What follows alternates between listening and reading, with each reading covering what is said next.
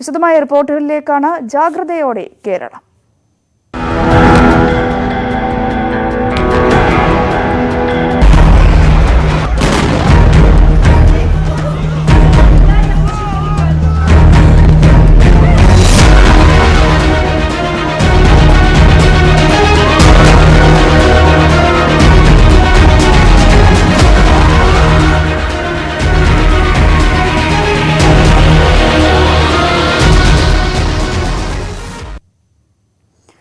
അറബിക്കടലിൽ രൂപം കൊണ്ട ന്യൂനമർദ്ദം ചുഴലിക്കാറ്റായി രൂപപ്പെട്ടു. ഇന്നലെ രാത്രി 11:30ഓടെയാണ് ടൌട്ടെ ചുഴലിക്കാറ്റ് രൂപപ്പെട്ടത്. ലക്ഷദ്വീപിന് സമീപം കണ്ണൂരിൽ നിന്നും 290 കിലോമീറ്റർ അകലെയാണ് ചുഴലിക്കാറ്റായി മാറിയത്. അടുത്ത 24 മണിക്കൂറിൽ വീണ്ടും ശക്തി പ്രാപിക്കും. മലപ്പുറം മുതൽ കാസർഗോഡ് വരെ വടക്കൻ കേരളത്തിലെ 5 ജില്ലകളിൽ റെഡ് അലേർട്ടാണ്.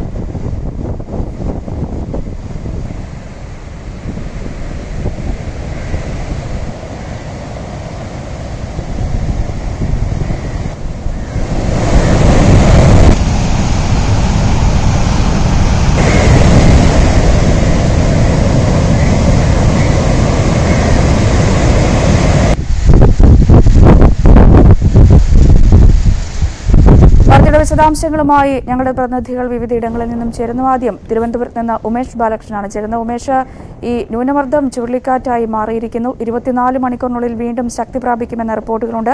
സംസ്ഥാനത്തെ പരക്കെ മഴയാണ്, ശക്തമായ കാറ്റുണ്ട്, പലയിടങ്ങളിലും കടലാക്രമണവും രൂക്ഷമാണ്. എന്താണ് പുതിയതായി കാലാവസ്ഥാ നിരീക്ഷണ കേന്ദ്രം പങ്കുവെക്കുന്ന പുതിയ അറിയിപ്പുകളൊക്കെ എങ്ങനെയാണ്?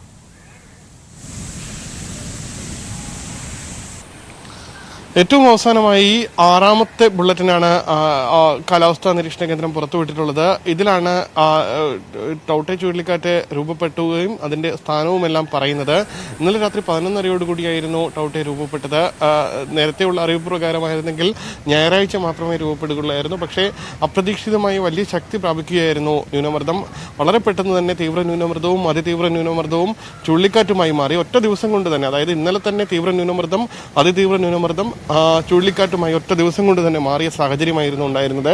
എന്തായാലും നിലവിൽ ഏകദേശം 8 കിലോമീറ്റർ വരെ വേഗതയിൽ, മണിക്കൂറിൽ 7 മുതൽ 8 കിലോമീറ്റർ വരെ വേഗതയിൽ വടക്കോട്ട് നീങ്ങിക്കൊണ്ടിരിക്കുകയാണ്. ചുഴലിക്കാറ്റിന്റെ സ്ഥാനം, ചുഴലിക്കാറ്റ് രൂപപ്പെട്ടത് കണ്ണൂരിൽ നിന്ന് പടിഞ്ഞാറ് വടക്ക് പടിഞ്ഞാറായി ഏകദേശം 290 കിലോമീറ്റർ അകലെയും ലക്ഷദ്വീപിൽ നിന്ന് ഏകദേശം 100 കിലോമീറ്റർ വടക്ക് പടിഞ്ഞാറ് മാറിയിട്ടാണ് ഇതിന്റെ സ്ഥാനമുള്ളത്. ഇവിടെ നിന്ന് നേരെ വടക്കോട്ട് മാറുകയാണ്. ഒരുപക്ഷെ ഇന്ന് ഉച്ചയോടുകൂടിയോ അല്ലെങ്കിൽ ഇന്നൊരു 10-11 മണിയോടുകൂടിയോ കേരള തീരം പൂർണ്ണമായി വിടാൻ സാധ്യതയുണ്ട് എന്നാണ് കണക്കാക്കപ്പെടുന്നത്. ഇപ്പോഴും കേരള കർണാടക അതിർത്തി ഭാഗത്തിന് സമാന്തരമായാണ് സഞ്ചരിച്ചു കൊണ്ടിരിക്കുന്നത്. കേരള തീരം വിട്ട് ഏകദേശം പിന്നെയും ഒരു 12 മണിക്കൂർ കഴിയുന്നതോടുകൂടി മാത്രമായിരിക്കും കേരളത്തിലെ മഴയ്ക്ക് ഒരു പരിധിവരെയെങ്കിലും ശമനമുണ്ടാവുക.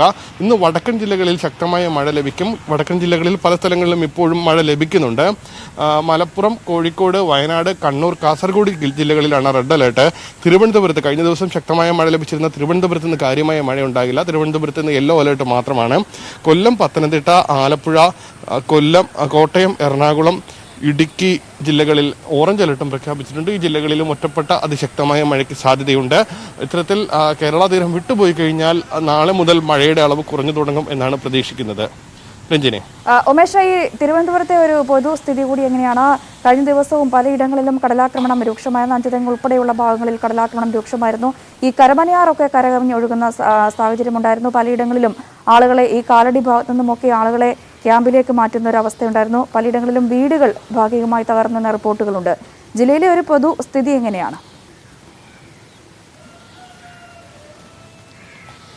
ജില്ലയിൽ ഇന്നലെ രാത്രിക്ക് ശേഷം മഴ കുറഞ്ഞിട്ടുണ്ട്. അതുകൊണ്ട് തന്നെ നെയ്യാർ ഡാം, അതായത് കരമനയാറ്റിന്റെ ഭാഗമായി വരുന്ന ഡാമുകൾ, നെയ്യാർ ഡാമിന്റെയും അരുവിക്കര ഡാമിന്റെയും ഷട്ടറുകൾ, കഴിഞ്ഞ ദിവസം തുറന്ന ഷട്ടറുകൾ 2 വീതം അടച്ചിട്ടുണ്ട്. അതായത് അരുവിക്കരയാറിന്റെ 2-3 ഷട്ടറുകൾ നേരത്തെ തന്നെ തുറന്നിരുന്നു. കൂടാതെ 1, 4, 5, 6 ഷട്ടറുകൾ അടച്ചിട്ടുണ്ട്. 2-3 ഷട്ടറുകളുടെ 70 സെന്റിമീറ്ററും 60 സെന്റിമീറ്ററുമായി അതിന്റെ ഷട്ടർ തുറന്നത് കുറയ്ക്കുകയും ചെയ്തിട്ടുണ്ട്. കൂടാതെ നെയ്യാർ ഡാമിൻ്റെ ഷട്ടർ എല്ലാം ക്ലോസ് ചെയ്തിട്ടുണ്ട്. 4 സ്പിൽവേ ഷട്ടറും ഓപ്പൺ ആയിട്ടുണ്ട്, പക്ഷേ ബാക്കിയെല്ലാം ക്ലോസ് ചെയ്തിട്ടുണ്ട്. ഈ രീതിയിൽ മഴ കുറഞ്ഞതിനെ തുടർന്ന് ഷട്ടറുകളെല്ലാം അരുവിക്കര ഡാമിൻ്റെയും നെയ്യാർ ഡാമിൻ്റെയും കഴിഞ്ഞ ദിവസം തുറന്ന ഷട്ടറുകളെല്ലാം തിരികെ പൂർണ്ണമായി അടച്ചിട്ടില്ല എങ്കിൽ പോലും ഒരു പരിധിവരെ അടച്ചിട്ടുണ്ട്. തിരുവനന്തപുരം തീരമേഖലയിൽ ശക്തമായ കാറ്റ് തുടരുകയാണ്. തീരപ്രദേശത്ത് പ്രത്യേകിച്ച് തിരുവനന്തപുരം, അഞ്ചുതെങ്ങ്, മുതലപ്പുഴ അടക്കമുള്ള പ്രദേശങ്ങളിൽ ഇപ്പോഴും കടൽക്ഷോഭമുണ്ട്. ശക്തമായ കാറ്റും ആ പ്രദേശങ്ങളിലുണ്ട്. പക്ഷേ മലയോര മേഖലയിൽ കരുതിയതുപോലെ അല്ലെങ്കിൽ ഭയപ്പെട്ടതുപോലെ വലിയ രീതിയിലുള്ള അപകടങ്ങളൊന്നും റിപ്പോർട്ട് ചെയ്തിട്ടില്ല തിരുവനന്തപുരം ജില്ലയിലെ മലയോര മേഖലയിൽ. ശരി, ഉമേഷാണ് വിശദാംശങ്ങൾ പങ്കുവച്ചത്. ഇനി വടക്കൻ ജില്ലകളിലേക്ക് വരികയാണെങ്കിൽ കോഴിക്കോട് നിന്നും അശ്വിൻ വല്ലത്ത് ചേരുന്നുണ്ട്. അശ്വിൻ, ഇന്ന് ജില്ലയിൽ റെഡ് അലേർട്ടാണ്. എങ്ങനെയാണ് കാര്യങ്ങൾ? കഴിഞ്ഞ ദിവസം ഒരു മരണവും ഇതുമായൊക്കെ ബന്ധപ്പെട്ട ജില്ലയിൽ നിന്നും റിപ്പോർട്ട് ചെയ്തിരുന്നു. ഇപ്പോഴെങ്ങനെയാണ്? രാവിലെ മഴയുണ്ടോ? എങ്ങനെയാണ് കാലാവസ്ഥ? രഞ്ജിനി, മഴ ഇടവിട്ടുള്ള മഴ കോഴിക്കോടും വടക്കൻ ജില്ലകളിലാകെയും പെയ്തുകൊണ്ടിരിക്കുന്നുണ്ട്.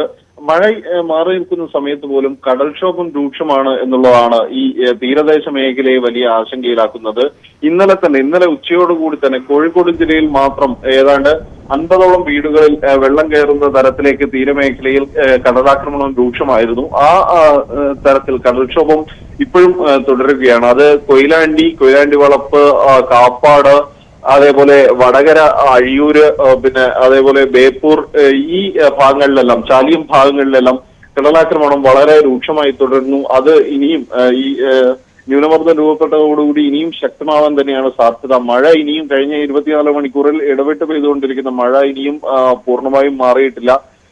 ഇതാണ് ഈ തീരമേഖലയിലെ ഒരു സ്ഥിതി. പലയിടങ്ങളിലും വീടുകളിൽ നിന്ന് ആളുകളെ ഇന്നലെ തന്നെ ഒഴിപ്പിച്ചു തുടങ്ങിയിരുന്നു, ശക്തമായ കടൽക്ഷോഭം കണക്കിലെടുത്തുകൊണ്ട്. മാത്രമല്ല ഈ മേഖലയിലാകെ ജാഗ്രതാ നിർദ്ദേശം നൽകിയിട്ടുണ്ട്. ആരും കടലിൽ പോകരുത് എന്നുള്ള നിർദ്ദേശമുണ്ട്. നിർദ്ദേശം ലംഘിച്ചുകൊണ്ട് ആരെങ്കിലും കടലിൽ പോവുകയാണെങ്കിൽ ദുരന്ത നിവാരണ നിയമപ്രകാരം കേസെടുക്കുമെന്ന് ജില്ലാ കളക്ടർമാർ അറിയിച്ചിട്ടുണ്ട്. ഈ ജില്ലകളിലെല്ലാം കാസർഗോഡ് മുതൽ മലപ്പുറം വരെ വരുന്ന ജില്ലകളിലെല്ലാം തന്നെ കനത്ത നിയന്ത്രണങ്ങളാണ് തീരമേഖലയിൽ ഏർപ്പെടുത്തിയിരിക്കുന്നത്. മലയോര മേഖലയിലാവട്ടെ ഇന്നലെ ശക്തമായ കാറ്റ് വീശിയടിക്കുന്നുണ്ട്. അതിന്റെ ഭാഗമായി കൃഷിനാശം പലയിടങ്ങളിലും റിപ്പോർട്ട് ചെയ്തിട്ടുണ്ട് എന്നല്ലാതെ മറ്റ് അനിഷ്ട സംഭവങ്ങളൊന്നും മലയോര മേഖലയിൽ കാര്യമായി രേഖപ്പെടുത്തിയിട്ടില്ല. മാത്രമല്ല ഡാമുകളുടെ വൃഷ്ടി പ്രദേശങ്ങളിലെല്ലാം അത്ര തീവ്രമായ രൂപത്തിൽ മഴ പെയ്തിട്ടില്ല. അതുകൊണ്ട് ഡാം തുറക്കുന്ന സ്ഥിതിയിലേക്ക് കാര്യങ്ങൾ വടക്കൻ കേരളത്തിലെവിടെയും മാറിയിട്ടുമില്ല. രഞ്ജിനി. ശരി, അശ്വിനാണ് കോഴിക്കോട്ടെ സാഹചര്യം വ്യക്തമാക്കിയത്. കണ്ണൂരിലേക്ക് വരുമ്പോൾ മനു ഭരത് അവിടെ നിന്നും ചേരുന്നുണ്ട്. മനു, എങ്ങനെയാണ് കണ്ണൂരിൽ സാഹചര്യം? ഈ ചുഴലിക്കാറ്റ് ഇപ്പോൾ കണ്ണൂരിൽ നിന്നും 290 കിലോമീറ്റർ അകലെയാണ് ഇപ്പോൾ സ്ഥിതി ചെയ്യുന്നത്. എങ്ങനെയാണ് ജില്ലയിൽ? രാവിലെ മഴയുണ്ടോ? കാറ്റൊക്കെ എങ്ങനെയാണ് ജില്ലയിൽ? ഇന്നലെ രാത്രി ആരംഭിച്ച മഴ ഇപ്പോഴും കണ്ണൂർ ജില്ലയിൽ തുടർന്നുകൊണ്ടിരിക്കുന്നു. ഈ മഴ ഏറ്റവും അധികം പ്രയാസം സൃഷ്ടിച്ചിട്ടുള്ളത് ഈ തീരമേഖലയിലാണ്. പലയിടങ്ങളിലും കടൽ ക്ഷുഭിതമായിട്ടുണ്ട്. കടൽക്ഷോഭം നേരിടാനുള്ള സന്നാഹങ്ങൾ ജില്ലാ ഭരണകൂടം തയ്യാറാക്കിയിട്ടുണ്ട്. ഈ കണ്ണൂർ കോർപ്പറേഷൻ പരിധിയിലുള്ള പള്ളിയാമൂല, നീർച്ചാൽ, മൈതാനപ്പള്ളി, തയ്യിൽ, ഏഴര തുടങ്ങിയ പ്രദേശങ്ങൾ കടൽക്ഷോഭം ശക്തമായി തന്നെ ഉണ്ട്. അതുപോലെ ഈ തലശ്ശേരിയിലും അവിടെയും ഈ കടൽ ക്ഷുഭിതമാണ്. തലശ്ശേരി, അതുപോലെ ആയിക്കര, പൊട്ടിപ്പാലം, ധർമ്മടം, പയ്യാമ്പലം തുടങ്ങിയിടത്തെല്ലാം കടൽ നല്ലോണം തീരത്തേക്ക് കയറി വന്നിട്ടുണ്ട്. ഈ ഡ്രൈവിൻ ബീച്ചിലും മുഴപ്പിലങ്ങാട് ഡ്രൈവിൻ ബീച്ചിലും കടലേറ്റം ഉണ്ടായിട്ടുണ്ട്. ചിലയിടങ്ങളിലൊക്കെ തെങ്ങുകൾ കടപുഴകി വീഴുകയും മരങ്ങൾ കടപുഴകി വീഴുകയും ചെയ്യുന്ന സാഹചര്യം ഉണ്ടായിട്ടുണ്ട്.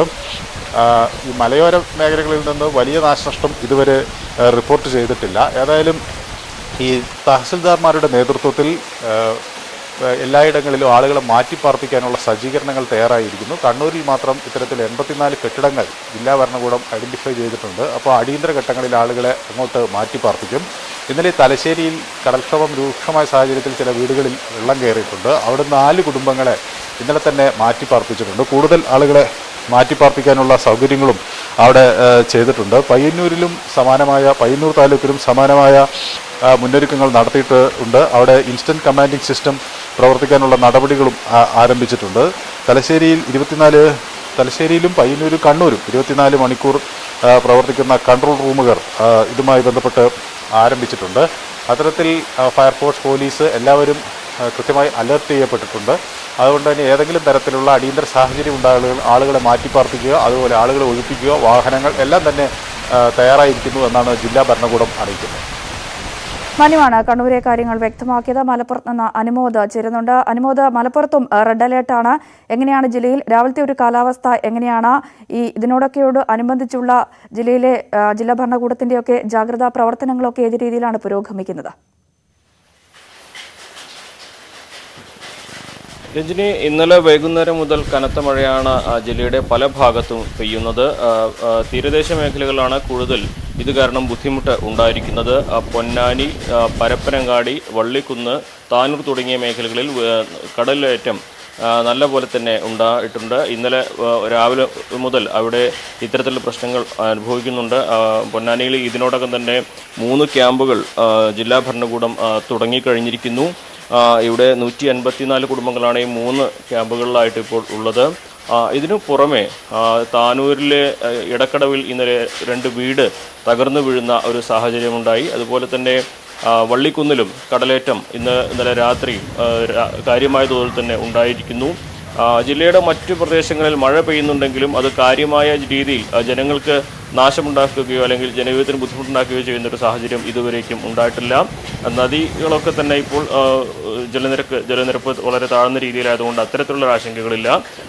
മലയോര മേഖലയിലും കാര്യമായ പ്രശ്നങ്ങൾ ഇതുവരേക്കും ഈ മഴ കാരണം റിപ്പോർട്ട് ചെയ്തിട്ടില്ല. നമുക്ക് ഇന്നലെ മുതൽ ഏറ്റവും അധികം ശ്രദ്ധ തീരദേശ മേഖലയിൽ നിന്ന് തന്നെയാണ് നമുക്ക് നൽകേണ്ടി വരുന്നത്. അതുപോലെ തന്നെ പരപ്പനങ്ങാടി, തിരൂരങ്ങാടി, വള്ളിക്കുന്ന് ഈ മേഖലകൾ കേന്ദ്രീകരിച്ച് റവന്യൂ സംഘത്തിൻ്റെ കൂടുതൽ ഇടപെടൽ ഇന്നുണ്ടാകുമെന്നാണ് അറിയാൻ സാധിക്കുന്നത്. കാരണം അവിടെ കടലേറ്റം പൊന്നാനിയേക്കാൾ ഇന്ന് രൂക്ഷമാകാനുള്ളൊരു സാധ്യത കാണുന്നുണ്ട്. പൊന്നാനിയിൽ നിലവിൽ തന്നെ മലപ്പുറം ജില്ലാ അതിർത്തി വരേക്കുള്ള കാപ്പിക്കടവ് വരെയുള്ള ഭാഗത്ത് രൂക്ഷമായ കടലേറ്റമാണ് ഉണ്ടായിരിക്കുന്നത്. അവിടെയൊക്കെ ആളുകൾ 2 തരത്തിലുള്ള പ്രതിസന്ധി നേരിടുന്നുണ്ട്. ഒന്ന്, ഈ വീടുകളിലേക്ക് വെള്ളം കയറുന്നു. രണ്ടാമതായിട്ട് ഇവർക്ക് അവിടെ കോവിഡിൻ്റെ ഒരു വ്യാപനം അതിശക്തമായ രീതിയിൽ ഉള്ളതുകൊണ്ട് തന്നെ ക്യാമ്പുകളിലേക്ക് പോകാൻ പലരും വിസമ്മതിക്കുന്ന ഒരു സാഹചര്യമുണ്ട്. നമ്മൾ ഇന്നലെ കളക്ടറുമായി സംസാരിക്കുമ്പോൾ പറയുന്നത് കോവിഡ് വ്യാപനം ഉള്ള പ്രദേശങ്ങളിൽ 4 തരത്തിലുള്ള ക്യാമ്പുകൾ സജ്ജീകരിക്കും എന്ന രീതിയിലൊരു വിശദീകരണമാണ് അവരുടെ റവന്യൂ അധികൃതർ ലഭിക്കുന്നത്. അപ്പോൾ അത്തരത്തിൽ ബന്ധുവീടുകളിലേക്കും മറ്റുമാണ് ഇപ്പോൾ ഇവരൊക്കെ തന്നെ പോയിരിക്കുന്നത്. ആളഭയം ഒന്നും തന്നെ ഇതുവരെയും ഉണ്ടായിട്ടില്ല എന്നത് ആശ്വാസം നൽകുന്ന കാര്യമാണ്. പക്ഷേ കടലേറ്റം രൂക്ഷമായി തന്നെ തുടരുന്നുണ്ട്. ജില്ലയിൽ ഇന്നലെ വൈകുന്നേരം തുടങ്ങിയ മഴ പലയിടങ്ങളിലും ശക്തമായി തന്നെ തുടരുന്നുണ്ട്. രഞ്ജിനി, അനുമോദ സൂചിപ്പിച്ചുള്ള ഇപ്പോൾ എന്തായാലും ഇന്നലെ തുടങ്ങിയ മഴ ഇപ്പോഴും ശക്തമായി തുടരുന്ന സാഹചര്യമുണ്ട്. ഇന്നിപ്പോൾ റെഡ് അലേർട്ടാണ്. 24 മണിക്കൂറിനുള്ളിൽ ചുഴലിക്കാറ്റ് രൂപം കൊള്ളും. ചുഴലിക്കാറ്റ് കൂടുതൽ ശക്തി പ്രാപിക്കുമെന്ന റിപ്പോർട്ടുകളുമുണ്ട്. അതുകൊണ്ട് തന്നെ അനുമോദ എന്തായാലും ഈ കൂടുതൽ ആളുകളെ മാറ്റിപ്പറപ്പിക്കേണ്ട സാഹചര്യത്തിലേക്കെല്ലാം കാര്യങ്ങൾ എത്തില്ലേ? അതെല്ലാം മുന്നിൽ കണ്ട് ദുരിതാശ്വാസ ക്യാമ്പുകൾ കൂടുതലായി തുറക്കുന്നുണ്ടോ? അങ്ങനെയുള്ള വിവരങ്ങളൊക്കെ എങ്ങനെയാണ്? ദുരിതാശ്വാസ ക്യാമ്പുകൾ തുറക്കേണ്ട ഒരു സാഹചര്യം വന്നാൽ തുറക്കേണ്ടി വരും എന്ന് തന്നെയാണ് റവന്യൂ അധികൃതർ പറയുന്നത്. ഇപ്പോൾ സാധാരണഗതിയിൽ നമ്മൾ മഴക്കാലത്ത് ചെയ്യുന്ന പോലെ ഒരു കെട്ടിടം മാത്രം എടുത്ത് അവിടെ കൂടുതൽ പേര് താമസിക്കാൻ കഴിയുന്ന ഒരു സാഹചര്യം ഇല്ലാത്ത അവസ്ഥയുണ്ട്. കാരണം കോവിഡിൻ്റെ വ്യാപനം തന്നെയാണ്. അപ്പോൾ 4 തരത്തിൽ, ഒന്ന് കോവിഡ് നിരീക്ഷണത്തിലുള്ളവർക്ക് ഒരു സൗകര്യം, കോവിഡ് പോസിറ്റീവായ എന്നാൽ വലിയ കാര്യമായ ആരോഗ്യ പ്രശ്നമില്ലാത്തവർക്ക് മറ്റൊരു സൗകര്യം, പ്രായമായവർക്ക് മറ്റൊരു സൗകര്യം, അതുപോലെ തന്നെ സാധാരണക്കാർക്ക്. അതിൽ 4 തരത്തിൽ കാറ്റഗറി തിരിച്ച് തന്നെ ഈ സൗകര്യങ്ങൾ ദുരിതാശ്വാസ ക്യാമ്പുകൾ ഒരുക്കേണ്ട ഒരു സാഹചര്യമുണ്ട്. ഇതാണ് ജില്ലാ ഭരണകൂടത്തിന് മുമ്പിലെ ഇപ്പോഴത്തെ ഒരു പ്രധാനപ്പെട്ട വെല്ലുവിളി. പക്ഷേ അത്തരത്തിലേക്കുള്ള ഒരു സാഹചര്യം എത്രമാത്രം ഉണ്ടാകുമെന്നാണ് കണ്ടറിയേണ്ടത്. കാരണം പൊന്നാനിയിൽ ഇത്തരത്തിലൊരു അവസ്ഥ തുടങ്ങി 3 ക്യാമ്പുകൾ ആരംഭിച്ചു കഴിഞ്ഞിരിക്കുന്നു. ഇപ്പോൾ അവിടെയൊക്കെ തന്നെ സ്കൂളുകൾ, അതുപോലെ കല്യാണ മണ്ഡപങ്ങൾ, ഹാളുകൾ, ഇതെല്ലാം വലിയ സൗകര്യമുള്ള സ്ഥലങ്ങൾ വാടകയ്ക്ക് എടുത്താണ് അത്തരത്തിലുള്ള ദുരിതാശ്വാസ ക്യാമ്പുകൾ ഒരുക്കുന്നത്. മറുവശത്ത് ജില്ലയുടെ മറ്റു മേഖലകളിലൊന്നും കാര്യമായിട്ടുള്ള ഒരു പ്രതിസന്ധി ഈ ഒരു ഇന്നത്തെ റെഡ് അലർട്ട് കാരണം ഉണ്ടാകില്ല എന്ന് തന്നെയാണ് ജില്ലാ ഭരണകൂടത്തിൻ്റെ പ്രധാനപ്പെട്ട വിലയിരുത്തൽ. കാരണം തീരദേശ മേഖലകളിൽ ഒഴികെ മറ്റെവിടെയും മഴ വലിയ തോതിലൊരു നാശമുണ്ടാക്കിയിട്ടില്ല ഈ സമയം വരേക്കും. പക്ഷേ ഈ പറയുന്ന രീതിയിൽ കോവിഡ് വ്യാപനം ജില്ലയിൽ അതിരൂക്ഷമായ സാഹചര്യത്തിൽ ഈ മഴ ഈ റെഡ് അലർട്ട് കൂടി വരുമ്പോൾ അതുണ്ടാക്കുന്ന ഒരു പ്രതിസന്ധിയുണ്ട്. അതായത് ഈ കോവിഡ് മാനദണ്ഡങ്ങൾ പാലിച്ചുകൊണ്ട് തന്നെ ഇവരെ താൽക്കാലികമായി ഒരു ക്യാമ്പിലേക്ക് മാറ്റാനുള്ള സൗകര്യങ്ങൾ ഒരുക്കുക, അതൊരു വലിയ വെല്ലുവിളിയായിട്ട് തന്നെയാണ് ജില്ലാ ഭരണകൂടത്തിന് മുമ്പിലുള്ളത്. അപ്പോൾ അതിനുള്ള നടപടികൾ ഈ പറയുന്ന താനൂരും പരപ്പനങ്ങാടിയും വള്ളിക്കുന്നുമൊക്കെ റവന്യൂ സംഘം ആരംഭിച്ചിരിക്കുന്നു എന്നാണ് നമുക്ക് അറിയാൻ സാധിക്കുന്നത്. ശരി, മലപ്പുറത്തെ വിശദാംശങ്ങളാണ് അനുമോദ് പങ്കുവച്ചത്. കാസർഗോഡേക്ക് വരുമ്പോൾ KV ബൈജു ചേരുന്നുണ്ട്. ബൈജു, കഴിഞ്ഞ ദിവസം മുതൽ ശക്തമായ മഴയാണ് ജില്ലയിൽ അനുഭവപ്പെടുന്നത്. ശക്തമായ കാറ്റുമുണ്ട് പലയിടങ്ങളിലും. എങ്ങനെയാണ് അവസ്ഥ? കടലാക്രമണം പലയിടങ്ങളിലും രൂക്ഷമായ സാഹചര്യമൊക്കെയുണ്ട്. ജില്ലയിൽ രാവിലെ എങ്ങനെയാണ് കാര്യങ്ങൾ?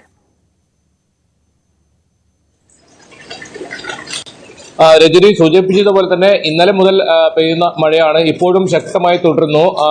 അതുകൂടാതെ ശക്തമായ കാറ്റും വീശിയടിക്കുന്നുണ്ട്. എന്തായാലും തീരപ്രദേശങ്ങളിലാണ് വലിയ ആശങ്കയുള്ളത്. ചെമ്പേരി, അതുപോലെ തന്നെ ഉപ്പളം, മുസോടി, തൈക്കടപ്പുറം, കസബ തുടങ്ങിയ മേഖലകളിലെല്ലാം ശക്തമായ കടൽക്ഷോഭം അനുഭവപ്പെടുന്നുണ്ട്. എന്തായാലും ക്യാമ്പുകൾ സജ്ജമാണ്. ഏതെങ്കിലും തരത്തിൽ ക്യാമ്പുകളിലേക്ക് ആൾക്കാരെ മാറ്റുന്ന നടപടി ആരംഭിച്ചിട്ടില്ല. കൂടുതൽ പേർ ഈ അപകട ഭീഷണി ഉയർത്തുന്ന സ്ഥലങ്ങളിൽ നിന്നും ബന്ധുവീടുകളിലേക്ക് ഇന്നലെ മുതൽ തന്നെ മാറി താമസിച്ചിട്ടുണ്ട്. ക്യാമ്പുകളിലേക്ക് ഇന്നു മുതൽ അടിയന്തര ഘട്ടം എന്ന നിലയിൽ ഇന്നു മുതൽ മാറ്റുമെന്നാണ് അറിയാൻ സാധിക്കുന്നത്. ഇതൊപ്പം കൂട്ടിച്ചേർക്കാനുള്ളത് മലയോര മേഖലയിലാണ്. ഈ കൊടക് മേഖലകളിൽ, കർണാടകയുടെ ഉൾവനങ്ങളിൽ ഉണ്ടാകുന്ന ഈ ഇത്തരത്തിലുള്ള ഉരുൾപൊട്ടൽ വലിയ ഭീഷണിയാണ് കാസർഗോഡ് ജില്ലയെ സംബന്ധിച്ചിടത്തോളം.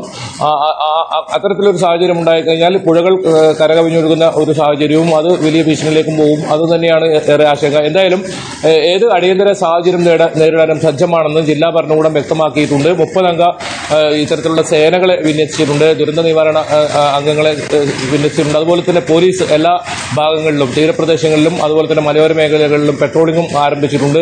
24 മണിക്കൂറും പ്രവർത്തിക്കുന്ന കൺട്രോൾ റൂം 4 താലൂക്കുകളിലും ഒരുക്കിയിട്ടുണ്ട്. ഇത്തരത്തിൽ വലിയ സന്നാഹം തന്നെയാണ് ജില്ലയിൽ ഒരുക്കിയിട്ടുള്ളത്. ഏതായാലും ഇപ്പോഴും മഴ ശക്തമായി തന്നെ തുടരുന്നു. ഒപ്പം ശക്തമായ കാറ്റും വീശിയടിക്കുന്നുണ്ട്. ഈ ഒരു അവസ്ഥയാണുള്ളത്. അതുപോലെ തന്നെ മംഗളൂരു ഭാഗങ്ങളിലും ശക്തമായ മഴയാണ് ഇന്നലെ രാത്രി മുതൽ അനുഭവപ്പെടുന്നത്. കാസർഗോഡ് നിലവിൽ ഇപ്പോൾ മഴ ഇപ്പോഴും തുടരുകയാണ്. രഞ്ജിനി. ശരി, ബൈജു ആണ് വിശദാംശങ്ങൾ നൽകിയത്. വയനാട്ടിലേക്ക് വരുമ്പോൾ രതീഷ് വാസുദേവൻ അവിടെ നിന്നും ചെയ്യുന്നുണ്ട്. രതീഷ്, കഴിഞ്ഞ ദിവസം വയനാട് ശക്തമായ മഴയാണ് അനുഭവപ്പെട്ടിരുന്നത്. ഇന്നിപ്പോൾ റെഡ് അലേർട്ടാണ്. കഴിഞ്ഞ ദിവസം മരമൊടിഞ്ഞു വീണ് വൈദ്യുതി ഒക്കെ തടസ്സപ്പെടുന്ന സാഹചര്യം ഒക്കെ ഉണ്ടായിരുന്നു. ഇന്നെങ്ങനെയാണ് രാവിലെ കാര്യങ്ങൾ? രഞ്ജിനി, ഇന്നലെ വൈകിട്ട് തുടങ്ങിയ മഴ, വൈകിട്ട് 6 മണിക്ക് തുടങ്ങിയ മഴ ഇപ്പോഴും തുടരുകയാണ്. എന്നാൽ വലിയ അനിഷ്ട സംഭവങ്ങളൊന്നും ഇതുവരെ റിപ്പോർട്ട് ചെയ്തിട്ടില്ല. കാറ്റ് വീശിയടിക്കുന്നതിനെ തുടർന്നുള്ള ചില മരങ്ങൾ വീണ് ചിലയിടങ്ങളിൽ ഗതാഗത തടസ്സം ഉണ്ടായെങ്കിലും മറ്റ് അപകടങ്ങളൊന്നും തന്നെ ഇതുവരെ റിപ്പോർട്ട് ചെയ്തിട്ടില്ല. ജില്ലയിലെ ഡാമുകൾ രണ്ടും സുരക്ഷിത നിലയിലാണ്. കാരാപ്പുഴ ഡാം കഴിഞ്ഞ മെയ് 7 തന്നെ ജലം തുറന്നുവിട്ടതിനെ തുടർന്ന് സുരക്ഷിത നിലയിലാണ്. അതുപോലെ തന്നെ ബാണാസുര സാഗർ ഡാമിന്റെ ജലനിരപ്പ് 12 മീറ്റർ കൂടെ ഉയർന്നാൽ മാത്രമേ ക്രസ്റ്റ് ലെവലിലേക്ക് എത്തൂ. അതുകൊണ്ട് തന്നെ സുരക്ഷിതമായ നിലയിലാണ് ഇപ്പോഴത്തെ നില. അതുകൊണ്ട് തന്നെ അത്തരത്തിലുള്ള ആശങ്കകൾ ഇല്ലെങ്കിലും ഈ തുടർച്ചയായി പെയ്യുന്ന മഴ താഴ്ന്ന പ്രദേശങ്ങളിലും പുഴയോരങ്ങളിലുമുള്ള താമസിക്കുന്ന ആളുകൾക്ക് വലിയ ഭീഷണിയാണ്. അതുകൊണ്ട് തന്നെ അത്തരത്തിലുള്ള പ്രദേശങ്ങളിൽ ജാഗ്രത പുലർത്തുന്നുണ്ട് ജില്ലാ ഭരണകൂടം. അതിനുള്ള അടിയന്തര സാഹചര്യങ്ങളെ നേരിടാനുള്ള സംവിധാനങ്ങളും ഒരുക്കിയിട്ടുണ്ട്. 3 താലൂക്ക് ആസ്ഥാനങ്ങളിലും കൺട്രോൾ റൂം തുറന്നിട്ടുണ്ട്. ആവശ്യമായ എല്ലാ സംവിധാനങ്ങളും റവന്യൂ സംയുക്ത ടീമിനെ തയ്യാറാക്കിയിട്ടുണ്ട്. കഴിഞ്ഞ ദിവസം വൈകിട്ട് 7 മണിയോടെ ദുരന്ത നിവാരണ സേനയുടെ 23 അംഗ സംഘം ചെന്നൈയിൽ നിന്ന് വയനാട്ടിലെത്തിയിട്ടുണ്ട്. വൈത്തിരിയിൽ അവർ ക്യാമ്പ് ചെയ്യുന്നുണ്ട്. അതുകൊണ്ട് തന്നെ ഏത് അടിയന്തര സാഹചര്യത്തെയും നേരിടാനുള്ള സംവിധാനം ജില്ലയിൽ. ശരി, എന്തായാലും രതീഷ് സൂചിപ്പിച്ചതുപോലെ ഏത് അടിയന്തര സാഹചര്യത്തെയും നേരിടാനുള്ള സംവിധാനങ്ങളെല്ലാം ജില്ലയിൽ ഒരുക്കിയിരിക്കുന്നു. അധികൃതർ രതീഷാണ് വയനാട്ടിലെ സാഹചര്യങ്ങളെല്ലാം വ്യക്തമാക്കി. എന്തായാലും സംസ്ഥാനത്ത് അറബിക്കടലിൽ രൂപം കണ്ട ന്യൂനമർദ്ദം ഇപ്പോൾ ചുഴലിക്കാറ്റായി മാറിയിരിക്കുന്നു. കണ്ണൂരിൽ നിന്നും 290 കിലോമീറ്റർ അകലെയാണ് ഈ ചുഴലിക്കാറ്റ് സ്ഥിതിയെന്ന്. വരുന്ന 24 മണിക്കൂറിൽ കൂടുതൽ ശക്തി പ്രാപിക്കുമെന്ന റിപ്പോർട്ടുകളുണ്ട്. വടക്കൻ ജില്ലകളിലെല്ലാം തന്നെ ഇന്ന് റെഡ് അലേർട്ടാണ്. കൊല്ലം മുതൽ തൃശൂർ വരെയുള്ള ജില്ലകളിൽ ഓറഞ്ച് അലേർട്ടും തിരുവനന്തപുരം, പാലക്കാട് ജില്ലയിൽ ഇന്ന് യെല്ലോ അലേർട്ടുമാണ്. വിശദാംശങ്ങളാണ് ഞങ്ങളുടെ പ്രതിനിധികൾ വിവിധയിടങ്ങളിൽ നിന്നും പങ്കുവച്ചത്. ഇതുമായി ബന്ധപ്പെട്ട മറ്റൊരു റിപ്പോർട്ടിലേക്കാണ് കടക്കുന്നത്. മലപ്പുറം ജില്ലയിൽ കടൽക്ഷോഭം ശക്തമായ പ്രദേശങ്ങളിൽ നിന്നും മാറ്റുന്നവർക്ക് കോവിഡ് മാനദണ്ഡങ്ങൾ പാലിച്ചാണ് സൗകര്യമൊരുക്കുന്നത് എന്ന് ജില്ലാ കളക്ടർ വ്യക്തമാക്കി. കോവിഡ് നിരീക്ഷണത്തിലുള്ളവർ, കോവിഡ് ബാധിച്ച് വീട്ടിൽ തന്നെ കഴിയുന്നവർ എന്നിവർക്ക് പ്രത്യേകം സൗകര്യമൊരുക്കും. കല്യാണ മണ്ഡപങ്ങൾ, ഹാളുകൾ എന്നിവിടങ്ങളിലാണ് സൗകര്യമൊരുക്കുന്നത് എന്നും കളക്ടർ അറിയിച്ചു. തിരൂർ, അങ്ങാടി, പൊന്നാനി താലൂക്കാണ് പ്രത്യേകമായിട്ട് നമ്മൾ ശ്രദ്ധിക്കേണ്ടത്. അതിന് ഏത് രീതിയിൽ ആവശ്യമുണ്ടെങ്കിലും പറ്റുന്ന കടൽക്ഷോഭമോ അല്ലെങ്കിൽ കടലിൻ്റെ വലിയ രീതിയിൽ ഒരു 4 to 7 മീറ്റർ വന്നെങ്കിലും ആ രീതിയിലുള്ള വീടുകളെയും സംരക്ഷിക്കാൻ NDRF അടക്കമുള്ള സേനാക്കളെ നമ്മൾ എത്തിയിട്ടുണ്ട്. ഞങ്ങൾ മാസമായിട്ട് ആരെയും മാറ്റി പാർപ്പിക്കാൻ താല്പര്യപ്പെടുന്നുണ്ടല്ല. ബിക്കോസ് അങ്ങനെ ചെയ്യുമ്പോൾ കോവിഡ് വ്യാപനത്തിന് നമ്മൾ തന്നെ ഒരു കാരണമായിട്ട് മാറാൻ സാധ്യതയുണ്ട്. അതിനുവേണ്ടി സ്പെസിഫിക് ആയിട്ട് വരുന്നവരെ മാറ്റി പാർപ്പിക്കാൻ 3 രീതിയിലാണ് നമ്മൾ ഷെൽട്ടേഴ്സ് അറേഞ്ച് ചെയ്തിട്ടുണ്ട്. നേരത്തെ ഒരു ഹാളിൽ 50 പേരുണ്ടെങ്കിൽ ഇന്ന് ആ ഹാളിൽ 10 or 15 പേരെ മാത്രമേ നമ്മൾ മാറ്റി പാർപ്പിക്കാനുള്ളൂ. അതിനുവേണ്ടി ഒരുപാട് കൂടുതൽ വലിയ വലിയ സ്കൂൾസ് അല്ലെങ്കിൽ കൺവെൻഷണൽ സെൻറ്റേഴ്സ്, കല്യാണ മണ്ഡപങ്ങൾ, അങ്ങനെ പോലുള്ള എല്ലാ കാര്യങ്ങളും നമ്മൾ ചെയ്ത് ഒരുക്കിയിട്ടുണ്ട്. ആലപ്പുഴ ജില്ലയിൽ കടൽക്ഷോഭം രൂക്ഷം. ന്യൂനമർദ്ദം ശക്തി പ്രാപിച്ചതോടെ ജില്ലയിൽ 2 ദുരിതാശ്വാസ ക്യാമ്പുകൾ തുറന്നു. ദുരിതാശ്വാസ പ്രവർത്തനങ്ങൾക്കായി ദുരന്ത നിവാരണ സേന ജില്ലയിലെത്തി.